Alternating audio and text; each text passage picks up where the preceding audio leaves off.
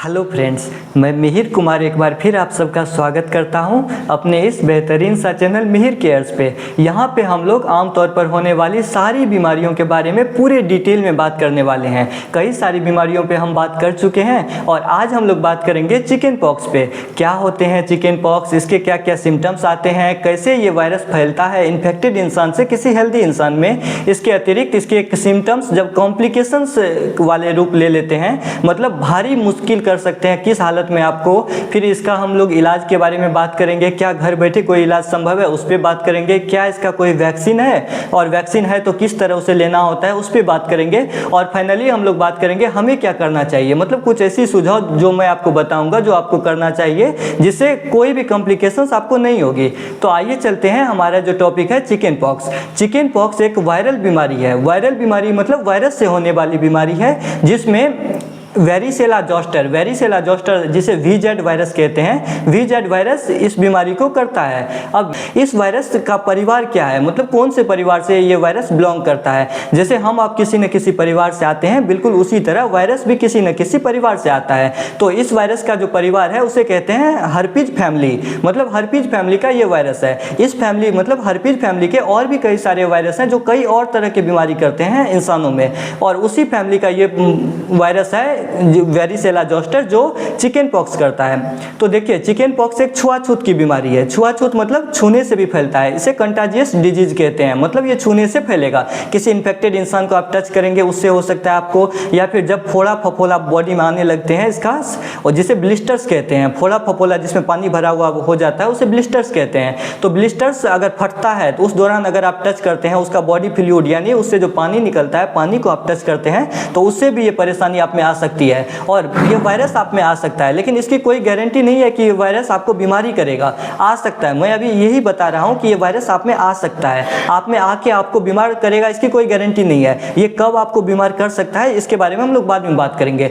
इसके अतिरिक्त आप जो इंसान कोई इन्फेक्टेड है, बीमार है, उसके बेडशीट पे आप बैठते हो, चादर पे, उसके बिस्तर पे बैठते हो, और उस दौरान जब उसमें ये ब्लिस्टर्स यानी फोड़ा फटने लगा, पानी निकलने लगता है बाहर, तो और वो जो टॉवेल का या गमछा का यूज करता है उसका अगर आप इस्तेमाल करते हो तो आपको हो सकता है। उसके कपड़े पहनते हैं उससे भी आपको हो सकता है। तो ये सब तरीके हैं किसी इन्फेक्टेड इंसान से किसी हेल्दी इंसान कैसे बीमार पड़ सकता है, या ये वायरस कैसे हेल्दी इंसान में आ सकता है।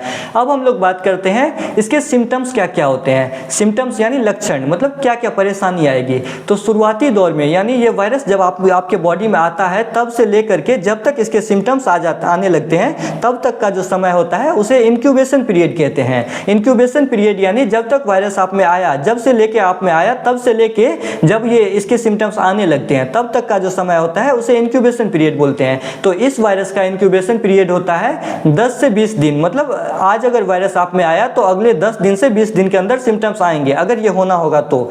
मतलब अगर आप में चिकन पॉक्स होना होगा तब आप में सिम्टम्स 10 से 20 दिन के अंदर आएंगे, और अगर नहीं होना होगा तब तो सिम्टम्स नहीं आएंगे।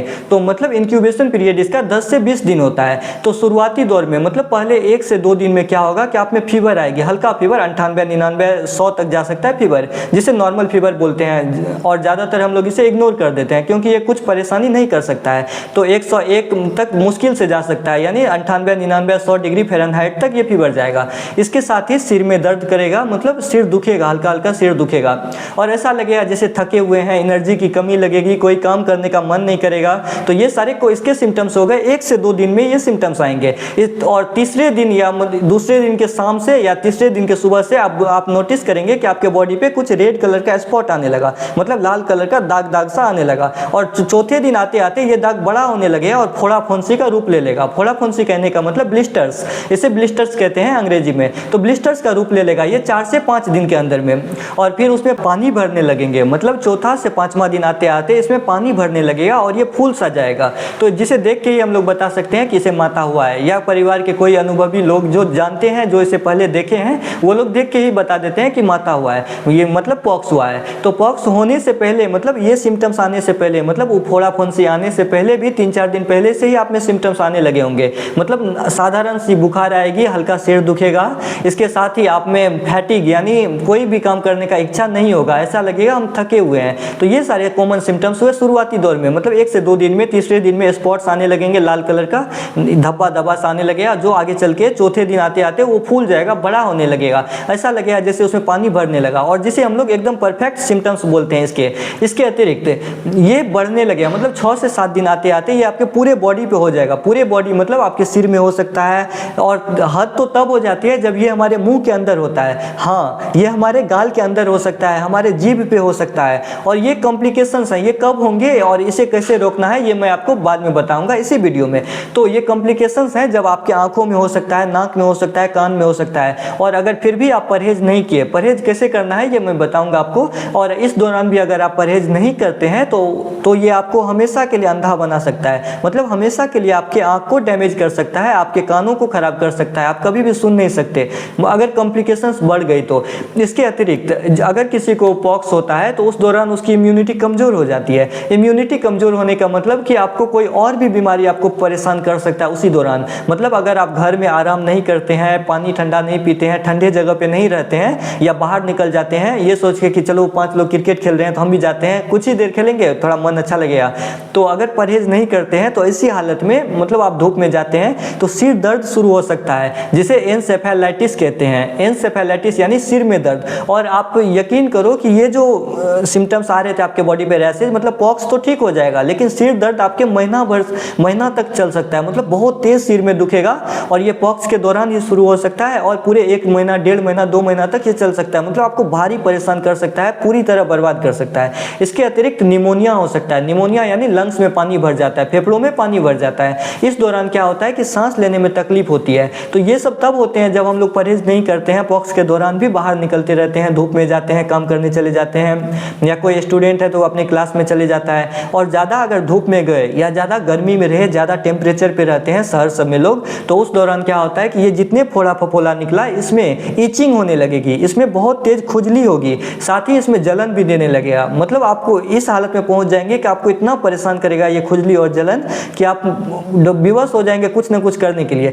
तो अभी हम लोग फिर बात करते हैं कि इसे कैसे हम लोग कंट्रोल करें, शुरुआती दौर में हमें क्या करना चाहिए। तो जैसे ही बॉडी में सिम्टम्स आ गया, जैसे हमें पता चल गया कि हमें पॉक्स होने वाला है, माता होने वाली है या हो चुका है, तो तुरंत अपने नाखून को काट लीजिए, क्योंकि खुजलाता इतना है कि आप उस समय वहाँ पे नोचोगे और वहाँ पे ब्लड आने लगेगा, ब्लीडिंग होने लगेगा, पानी निकलने लगेगा। और अगर ये पूरी तरह जब पक जाता है, इसमें पानी भर जाता है, तब ये फूटता है ना, तब नॉर्मली जिस जगह पे ये पानी निकल के लगा उस जगह पे हो सकता है, लेकिन अगर वो पूरी तरह पानी उसमें भरा नहीं, उसी दौरान अगर नाखून लग जाए उस पर और उसका ब्लड निकले, तो वो जहाँ जहाँ लगेगा बहुत ज़्यादा कॉम्प्लिकेट कर देगा, मतलब बहुत बड़ा बड़ा हो जाएगा। ये जो माता होते हैं छोटा छोटा फोला फोला होता है, ये बहुत बड़ा बड़ा होने लगेगा। तो इसीलिए पहले नाखून काट लीजिए, मतलब जैसे ही पता चला पॉक्स हो गया नाखून काट लीजिए। अगर संभव हो तो बाल को भी छोटा कर लीजिए, क्योंकि ये बालों में हो सकता है। जो मेल होते हैं, मेल ज़्यादातर तो छोटे बाल रखते हैं, तो उन्हें और छोटा कर लेना चाहिए ताकि ये परेशानी कम हो। और आप एकदम ठंडी जगह पे रहिए, ऐसे कमरा में रहिए जहाँ चारों ओर ठंडा है, ज़्यादा गर्मी नहीं है, और ज़्यादा से ज़्यादा पानी पीजिए। इसके अतिरिक्त ऐसे लोग जो मछली खाते हैं, मीट खाते हैं, मुर्गा खाते हैं या दूध पीते हैं, तो वो एकदम छोड़ दीजिए इस सबको। जब तक ये परेशानी है, पॉक्स है, तब तक इस सबको छोड़ दीजिए पूरी तरह, नहीं तो ये आपको बहुत परेशान कर सकता है, पूरी तरह परेशान कर सकता है। और अगर आँख में, नाक में होने लगा, कान में होने लगा, इस दौरान आपको तुरंत डॉक्टर के पास जाना चाहिए। वैसे तो इसका कोई दवाई नहीं है, कोई ऐसी परफेक्ट दवाई नहीं है जिसे आप खाएंगे और आप ठीक हो गए, मतलब कोई ऐसी परफेक्ट दवाई नहीं है। अगर बुखार आती है तो बुखार तोड़ने वाले दवाई लेते हैं, लेकिन कुछ ऐसे लोग होते हैं जो ये सोचते हैं कि कल मेरा प्रोग्राम है या कल मेरा कोई पार्टी है जहाँ पे मुझे रहना है। इसके अतिरिक्त ऐसे लोग जो सोचते हैं कल मेरा परीक्षा है या फिर कुछ भी है, और शुरुआती दौर में 1 से 2 दिन में जो फीवर आता है, तो हल्का हल्का फीवर आता है, तो लोग सोचते हैं कि कोई दवाई ले लेते हैं, कोई पैरासीटामोल ले लेते हैं, तो बिल्कुल नहीं लेना है। अगर पॉक्स में आप पैरासीटामोल लेते हैं, खास करके एस्प्रिन जो टेबलेट आता है, कोई भी मेडिको में मिलेगा, तो एस्प्रिन अगर ले लेते हैं कि आपको तो पता नहीं है, बॉडी पे सिम्टम्स आया नहीं, बस फीवर आया, पहले 1-2 दिन में तो फीवर आता है, तो लोग सोचते हैं कि अगर इसको फीवर आ गया तो और कल मुझे कोई काम पे जाना है, इंपॉर्टेंट काम है, तो फीवर को ठीक करने के लिए एक दवाई खा लेते हैं और एस्पिरिन खा लेते हैं। तो ऐसे लोगों में रेज सिंड्रोम, मतलब एक नई तरह की बीमारी है जो पॉक्स को बहुत भयंकर बना देता है, तो ये हो सकता है। इसीलिए कोई भी दवाई नहीं लेना है। इसके अतिरिक्त आप नारियल का पानी घर में ले सकते हैं, मतलब एकदम आराम में रहना है, बेड रेस्ट में रहना है, और इसके साथ नारियल का पानी अगर उपलब्ध हो तो ले सकते हैं, गन्ने का जूस अगर मिले तो वो भी ले सकते हैं। इसके अतिरिक्त अगर कुछ भी नहीं मिला तो ठंडा पानी में ORS मिला के 3 से 4 बार पूरे दिन में पीजिए। इससे क्या होगा कि आपको जलन नहीं होगा, उसमें परेशानी नहीं होगी, नोचनी या खुजली उसमें नहीं होगा, मतलब आप रैसेज सबसे बच सकते हैं, सिर दर्द शुरू नहीं होगा मतलब ठंडा में अगर रहेंगे तो ये सारे तरीका है जिससे हम इसे घर बैठे रोक सकते हैं, ठीक कर सकते हैं। अब हम बात करते हैं इसका कोई इलाज है, तो ये अभी तक लाइलाज बीमारी है। कोई भी ऐसी परफेक्ट दवाई नहीं बनी है जो इसको पूरी तरह ठीक कर दे और तुरंत ठीक कर दे, मतलब ये लाइलाज बीमारी है। लेकिन अगर कॉम्प्लिकेशंस बहुत बढ़ जाते हैं उस दौरान हम डॉक्टर के पास जाते हैं। जैसे आंखों में हो जाता है तो डर रहता है कि हमेशा के लिए आंख डैमेज ना हो जाए, कान में हो जाता है तो ऐसा डर लगा रहता है, और होता भी है कि अगर कान में बहुत ज़्यादा हो गया तो हमेशा के लिए आप सुन नहीं सकते, मतलब बहरे से हो जाएंगे। तो इस दौरान हमें डॉक्टर के पास जाना चाहिए। और डॉक्टर क्या करते हैं, तो डॉक्टर देखते हैं कि जब ये बहुत बढ़ते जा रहा है बॉडी में, तो उस दौरान डॉक्टर कुछ एंटीवायरल ड्रग्स देते हैं। एंटीवायरल ड्रग्स क्यों? क्योंकि ये एक वायरस से होने वाली बीमारी है, तो वायरस को रोकने के लिए एंटीवायरल ड्रग्स देते हैं। कौन कौन से एंटीवायरल ड्रग्स हो सकते हैं? तो एसाइक्लोविर हो सकते हैं, जो सबसे कॉमन है, यूज होता है। जनरली आपको कोई भी मेडिकल शॉप पे नहीं मिलेगा, लेकिन कोई भी मेडिकल हॉस्पिटल जाते हैं या कोई जहाँ मेडिकल कॉलेज अच्छे डॉक्टर होते हैं, तो वहाँ पे कॉम्प्लिकेशंस के आधार पे ये दवाई दिया जाता है। एसाइक्लोविर ऐसे टेबलेट दिए जाते हैं। क्यों दिए जाते हैं? ताकि इस वायरस को रोक सके, क्योंकि ये आपको बहुत परेशान कर चुका है। तो ये सारे दवाई। अब हम बात करते हैं इसके वैक्सीन पे। क्या इसका वैक्सीन उपलब्ध है? तो हाँ है, लेकिन उस वैक्सीन को कब लगाना है? ये 2 डोज में लगाए जाते हैं। जैसे कोई छोटा बच्चा होता है 1.5 साल से 3.5 साल के, तो एक डोज उस दौरान लगाया जाता है जब बच्चा 1.5 साल से 3.5 साल के होते हैं। कोई भी आप मेडिकल हॉस्पिटल जाएंगे, गवर्नमेंट मेडिकल हॉस्पिटल, तो ज़्यादा चांस होता है वहाँ मिलने का। तो या अच्छे प्राइवेट हॉस्पिटल में भी ये वैक्सीन मिलता है, चिकन पॉक्स वैक्सीन, जिसे वेरिसेला वैक्सीन भी बोलते हैं, क्योंकि वेरिसेला वायरस इसे करता है। तो वेरिसेला वैक्सीन 2 डोज में लगाया जाता है। पहला डोज जब बच्चा 1.5 साल से 3.5 साल का होता है उस दौरान लगाते हैं, और दूसरा डोज जब बच्चा 4 साल से 6 साल के बीच में हो जाता है उस दौरान लगाते हैं। मतलब इसका 90% क्लियरिटी है कि आप में नहीं होगा, लेकिन 10% ऐसे भी लोग हैं जिसमें वैक्सीन लगाने के बाद भी तुरंत ही चिकन पॉक्स हो जाता है, सिम्टम्स आ जाते हैं। और 90% ऐसे लोग हैं जो अगर वैक्सीन लगाते हैं तो उसमें पाया गया कि ये 3 साल, 4 साल, 5 साल, 10 साल तक में चिकन पॉक्स उसे नहीं हुआ। तो इसकी एफिशिएंसी 90% है, मतलब मान सकते हैं कि ये सेफ है, सुरक्षित है, लगाया जा सकता है।